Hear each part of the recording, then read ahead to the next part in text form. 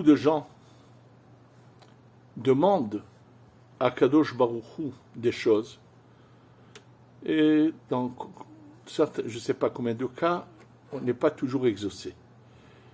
Il faut savoir que la tfila, on a plus de chances de passer si, au moins, quand on parle avec Kadosh Baruch Hu, on sait ce qu'on est en train de lui dire et ce qu'on est en train de faire.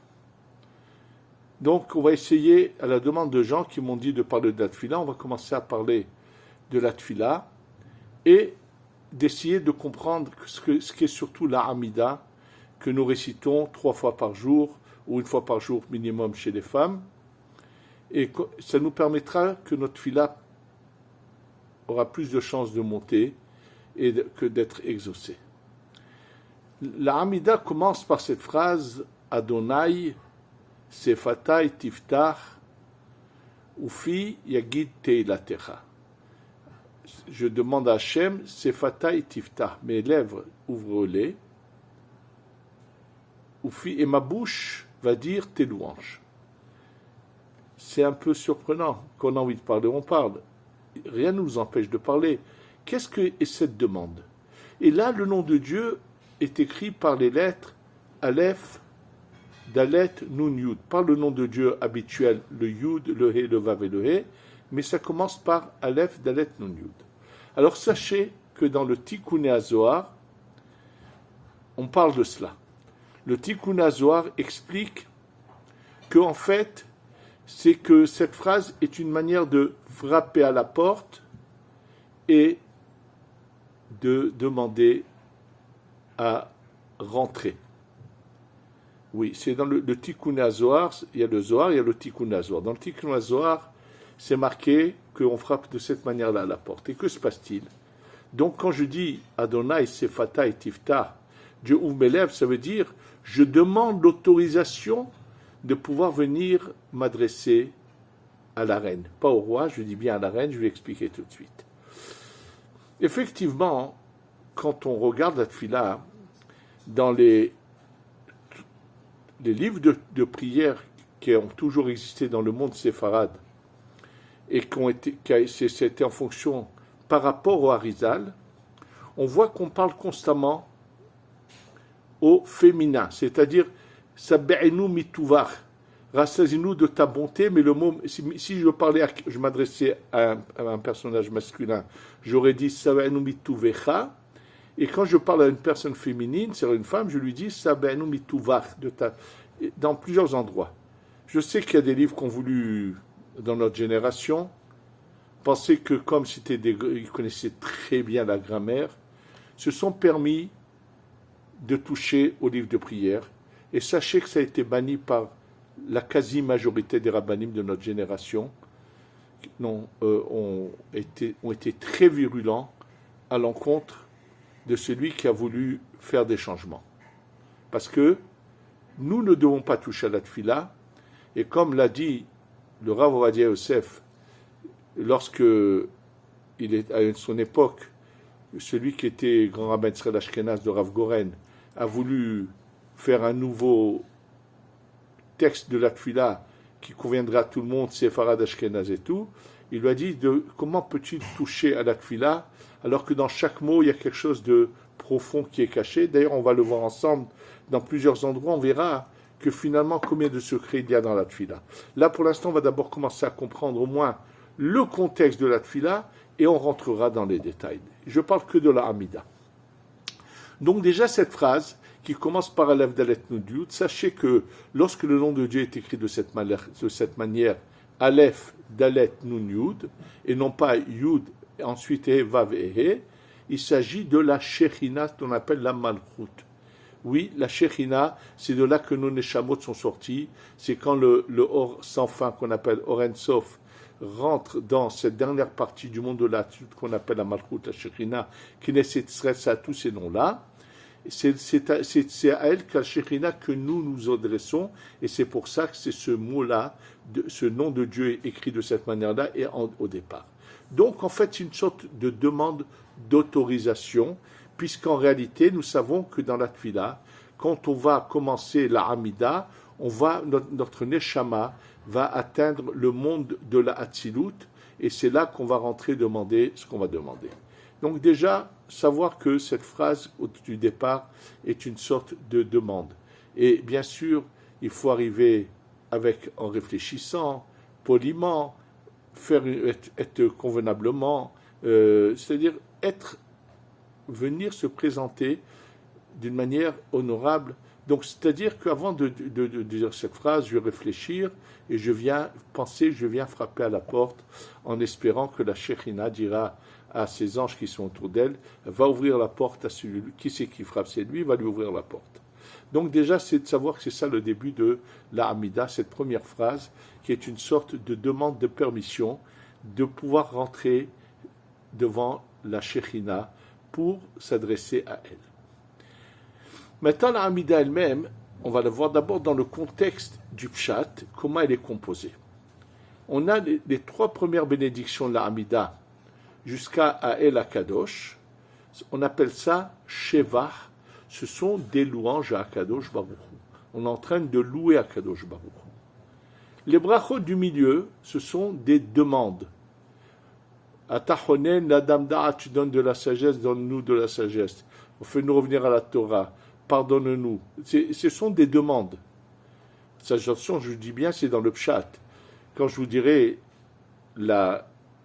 comment l'apparence, comment le Harizal nous explique la Hamida, bien sûr, c'est sur la base du Zohar. Vous verrez que c'est tout à fait autre chose, on ne fait aucune demande, c'est tout à fait autre chose. En tous les cas, donc ces trois premières brachot sont des louanges. Alors, sachez que ça, c'est dans le Pshat, comme je viens de vous le dire, mais en fait, dans ces brachot-là, on est en train de faire en sorte que lorsque ces deux luminaires qui sont la Tiferet et la Malchut, Zund et Atzilut, qui sont représentés dans les termes de la Gemara comme le soleil et la lune, ou bien les chérubins qui sont construits dos à dos, se retournent au moment où nous disons le mot Be'ahava dans ces trois premières brachot. Là, ils vont se retourner face à face. Il va y avoir cette séparation de ces frères et sœurs siamois retournent face à face. Et ces brachot qui sont de Magen Avraham, Mehaya Metim et Ael Akadosh, donc les trois premières brachot de la Hamida, du début de la Hamida. Dans la Kabbalah, c'est tout à fait autre chose. C'est que Akadosh Baruch Hu est en train d'enlacer la Shekhinah. Dans Magen Avraham, c'est par la droite. Dans Mehaya Metim, c'est par la gauche. Dans Ael Akadosh, c'est par le centre. Oui, dans les mondes supérieurs, dans la spiritualité, il y a trois mains. Pas deux, mais trois. Donc, c'est tout à fait une autre approche. Mais, je vous dis, on va faire les deux en même temps. Ensuite, dans le Pshat, on a ces brachot du milieu qui sont des demandes. Et là, on va revenir sur le changement qui s'est passé dans l'histoire avec ces brachot du milieu. On va tout de suite en parler. Et alors, ça, c'est dans le Pshat, on fait des demandes, mais on voit qu'il y a une bracha qui a été instaurée au milieu, qui n'a rien à voir avec des demandes, qui est de demander à ce que soient anéantis tous ceux qui ne veulent pas reconnaître l'athéisme, en fait, soit anéanti, l'idolâtrie soit anéantie. C'est cette bracha qui a été rajoutée, dont on va parler tout de suite, le laminim vela malchinim al teitikva. On est en train de souhaiter que tous ceux qui vont dénoncer leurs frères ou qui sont des idolâtres quelque part, soient anéantis, qu'il n'y ait aucun espoir.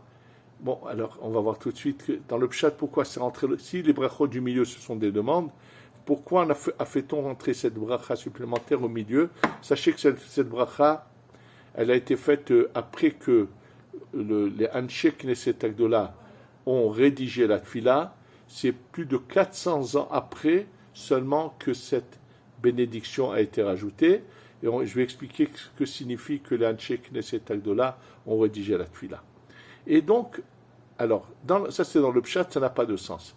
Dans la Kabbalah, dans les livres du Harizal, on va voir qu'en fait, c'est comme dans chaque bracha, quand je dis Atahonen, Baruch Ata Hashem Honen Ada'at, quand je dis c'est la fin de cette bracha, bien que je suis en train de parler d'esprit, de savoir, Mais dans la Kabbalah, dans les Kavanot, c'est tout à fait autre chose. Akadosh Baruch Hu embrasse la Shekhinah. Alors c'est la Chokhmah qui embrasse la Chokhmah qui embrasse la Chokhmah de la Shekhinah. Dans la bracha d'après, c'est la Bina qui embrasse la Bina. La bracha d'après, le Da'at plus le Chesed et le Chesed, et ainsi de suite. C'est tout à fait une autre approche. Et les trois dernières brachot, on va tout de suite en parler. Ce qu'il faut que vous sachiez, c'est que dans la dernière bracha de la Hamida, qui est Baruch Ata Hashem Amavachet Amusel Bashalom, à ce moment-là se passe une union là-haut qui va faire descendre la bonté, la bracha, tout ce que le monde a besoin et chaque individu de manière particulière. Donc, si déjà on sait à quel moment ça descend et qu'on fait les choses comme il faut, on a beaucoup plus de chances que les choses se passent comme cela. Alors, on va maintenant revenir à ces brachot du milieu et comme je vous ai expliqué, qu'il y a une bracha qui a été rajoutée plus tard. Ce qu'il faut savoir, comment a été instauré ce texte de la Tfila. À l'origine, quand le peuple d'Israël sort d'Égypte et qu'on commence à structurer chaque tribu, Moshe Rabbeinu est en train de leur enseigner toutes les lois de la Torah qu'il faut mettre tefillin, et à ce moment-là, chaque tribu a un texte à elle où chacun fait la prière qui concerne sa tribu. Pourquoi faut-il qu'il y ait une prière particulière pour chaque tribu? Pourquoi y aurait-il pas une prière globale de tous? Et la preuve, c'est que ça leur a donné à penser à un moment donné dans l'histoire qu'ils sont 12 peuples, puisqu'ils ne voulaient pas qu'une parcelle de terre de l'un aille à l'autre. Il faut savoir que ces prières ne sont pas pour faire des demandes. Les demandes, on peut les faire à tout moment en levant les yeux au ciel et demander à Kadosh Baruch. Les prières, ce sont des réparations. On est dans ce monde pour faire des réparations, des tikkunim. C'est-à-dire que tout ce qui a été abîmé, il faut le réparer. Et ce qui n'a pas été abîmé n'a pas besoin d'être réparé. Alors bien sûr, sachez que quand on prend l'ensemble des 10 sfirotes, plus une sphira elle est haute, plus c'est difficile de l'atteindre. Et donc, si elle ne peut pas l'atteindre, il ne va pas être touché par les fautes. Et comme de les façons, là, nous approchons de Rosh Hashanah Kippour et Sukkot, très important, je vais ouvrir une parenthèse, il faut que vous sachiez que Kippour, tel que nous le vivons, n'a pas été vécu comme cela jusqu'à l'époque du Vaudor. Ça veut dire que Avraham, Yitzhak et Yaakov, qui ont tout accompli, Kippour n'était pas sous cette formule que nous avons avec un jour de jeûne, ça avait tout à fait notre formule. Parce qu'en fait, la faute d'Adam Arishon que nous devons réparer dans toutes les générations a surtout touché l'extériorité des sphères. L'intériorité n'a jamais été touchée. À quel moment elle a été touchée? Par la faute du Vaudor, et c'est pour ça qu'il a fallu que se crée ce jour où on va se brancher à un endroit très haut qui a été touché par la faute du Vaudor. Donc c'est important de savoir cela pour expliquer la suite. Sachez que dans les sphirotes qui avaient été touchées jusqu'à l'époque après la fin du deuxième temple, c'était toutes les sphirotes de la Malchut de la Shekhinah, sauf le Keter. Oui, sauf le Keter, la couronne de la Shekhinah n'avait pas été touchée. Et il se passe un événement à l'époque de Rabban Gamliel. L'événement qui se passe, c'est que l'influence romaine va faire que un très grand nombre, peut-être apparemment la quasi-majorité du peuple d'Israël, vont devenir des idolâtres. Si vous voulez le constater, les gens peuvent venir en Israël, je ne sais pas combien de fois dans leur vie, et passer à côté de certaines choses qu'ils n'auront jamais vues. Les gens vont à Tveria, par exemple, devant la tombe de Rabbi Meir Baalanes, et passent à côté de quelque chose qui se trouve juste à côté, en bas de la tombe de Rabbi Meir Baalanes. Il y a une sorte de jardin qui ne paye pas d'apparence, donc personne ne pense à rentrer dans ce jardin. Qu'est-ce qu'il y aurait à voir? C'est dommage que les gens ne le savent pas. C'est de la route principale d'en bas qu'il y a une entrée. Et celui qui rentre dans ce jardin, à un moment donné, il verra comme un toit tenu sur des poteaux en bois, et il va tout d'un coup voir un parterre fait de petites mosaïques, avec tout en rond, avec les signes du signe du zodiaque, et toutes sortes de formes de personnages, et c'est marqué là-bas que c'est une ancienne synagogue. C'est-à-dire on a retrouvé le sol d'une synagogue de l'époque, justement, de cette époque dont je vous parle, de l'époque romaine, qui est juste après la destruction, à la fin de la destruction du deuxième temple, juste après.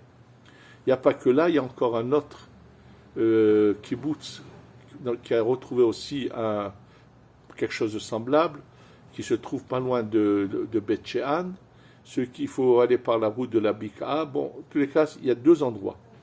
Et lorsqu'un jour j'avais emmené des gens pour leur montrer cela, il y avait un guide qui emmenait des gens, qui vient me prendre à l'écart, il me dit, Tagid li Kvod Harav, dis-moi Kvod Harav. Dans une synagogue, c'est permis qu'il y ait des personnages, des signes du zodiaque.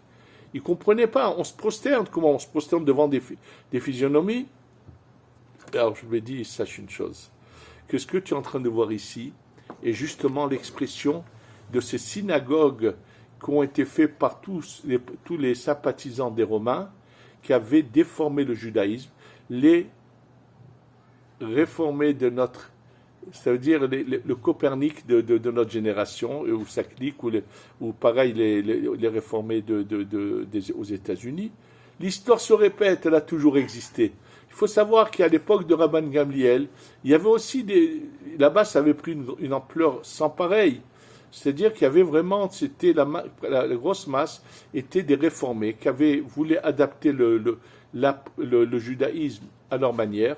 Je ne dis pas qu'à Copernic, on est en train d'adapter le judaïsme à l'idolâtrie, mais le fait qu'on est en train de changer le judaïsme, on fait une erreur très grave, et c'est quelque chose qui est totalement inacceptable, et que cette voie est complètement fausse. Mais sachez que ce qui s'est passé à l'époque de Rabban Gamliel, et là, Rabban Gamliel reçoit une révélation du ciel. On lui dit, sache que le fait que la masse des gens ont commencé à adapter le judaïsme à l'idolâtrie avec ce genre de synagogue. Donc on a trouvé aujourd'hui on a trouvé quelques endroits où il y a le sol, comme il est fait avec de très belles mosaïques. Malheureusement, ça a entaché cette sphira qu'on appelle le Keter, la plus haute sphira de la Malchout. Le Keter de la Malchout a été entaché. Il va falloir la réparer. Comme il faut la réparer, donc il va falloir maintenant rajouter une bracha dans la Hamida pour réparer le Keter. Et alors, dans ce cas, vous allez avoir une question. Pourquoi ça vient juste au milieu de ces brachot du milieu? Pourquoi c'est pas au début? Et là, la Kabbalah nous explique et nous répond. Quand est-ce que je mets la couronne sur la tête du roi? Une fois que le roi est habillé, il est complètement prêt, il a tout. La dernière chose qu'on vient, on lui met la couronne dessus.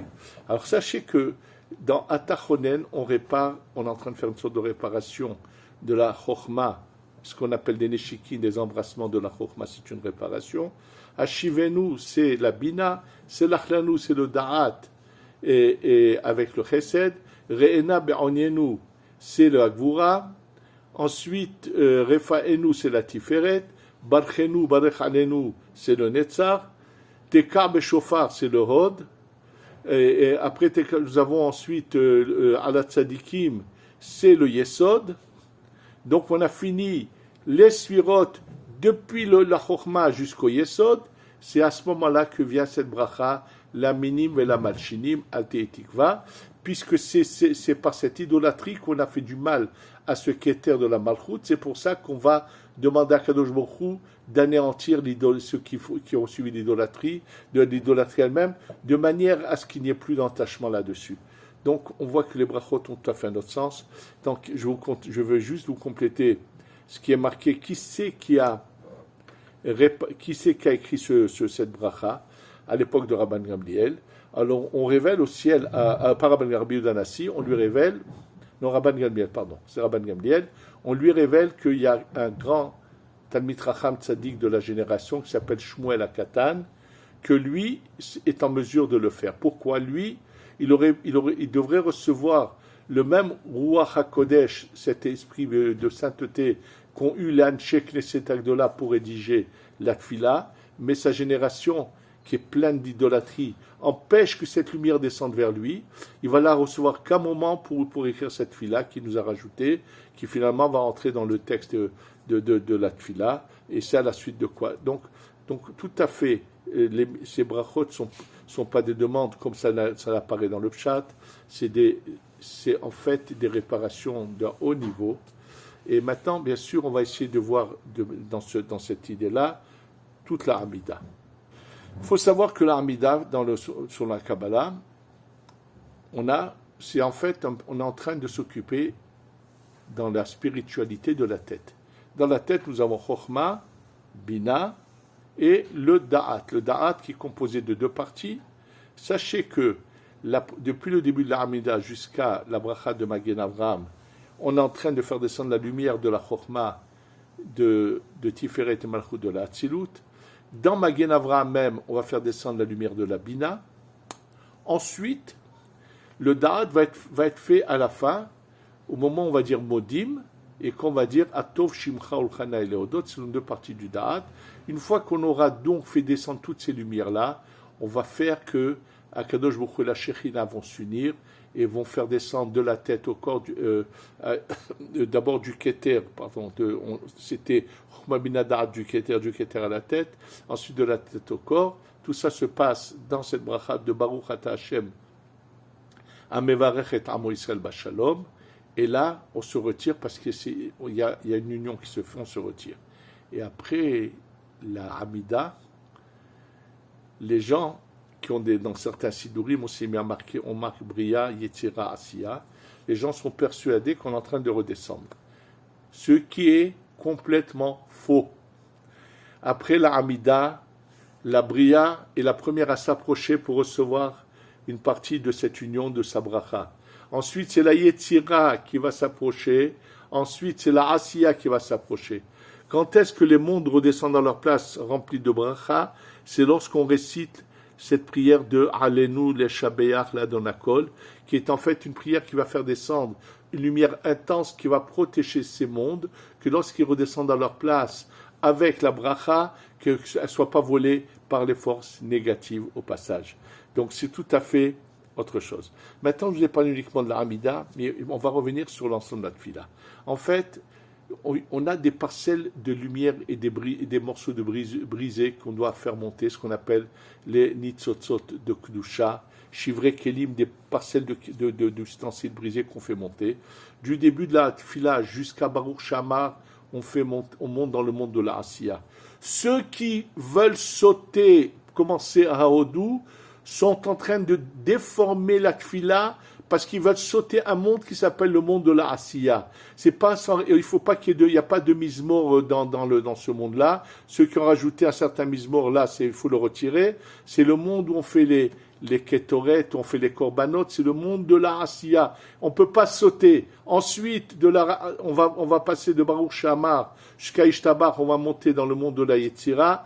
Ensuite, dans le Yotzer, on va monter dans le monde de la Bria. Et lorsqu'on arrive au monde de la Bria, au moment du schéma, on va commencer à scinder en deux ces parcelles de lumière, celle qu'on appelle le dos et celle qu'on appelle la face. On va commencer à s'occuper du dos pour construire ces chérubins dos à dos en entier. Ensuite, dans la Hamida, on va les séparer, donc on va dire Be'ava, et à ce moment-là, on va prendre les parcelles de la face qui étaient montées pour les construire face à face.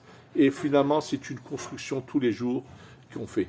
Sachez que ce que nous faisons tous les jours dans notre prière, pendant la prière de Shacharit, alors, sur l'ensemble de l'année, il y a une sorte de réparation semblable, mais à un autre niveau, qui va durer 21 jours.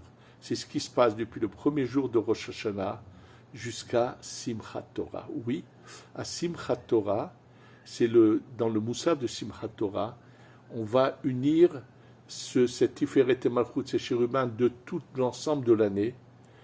Ce que nous faisons tous les jours dans la Hamida, dans cette dernière bracha qui est Baruch Ata Hashem, Amevarech et Amo Yisrael Bashalom, où on fait cette union, là ça va être une union globale qui se passe à Simchat Torah. Vous allez comprendre pourquoi Simchat Torah est assez dense, parce qu'on est dans une choupa.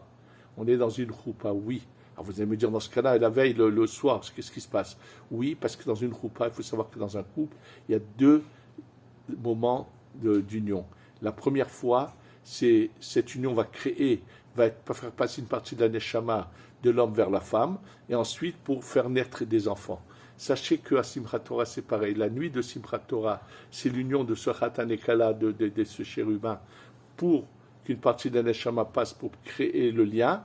Et dans la journée à Moussaf, ça va être l'union qui va faire une grossesse, qui va faire naître. Tout ça dans la spiritualité là-haut. Donc comprenez que toute cette joie de Simchat Torah, ce sont les danses qui se passent dans un mariage. Bien sûr qu'on pourrait parler encore 2 heures sur la tfila, sur la hamida, mais j'ai voulu au moins vous donner une image générale. Et ceux qui ont des suggestions ou des thèmes précis qu'ils voudraient qu'on aborde, je le ferai be'ezrat Hashem, qu'Hashem s'est marqué Da et Elo Avichai Va'ovdeu, connais le Dieu de ton Père pour le servir. Il faut la connaissance nous unit à Kadosh Baruch Hu.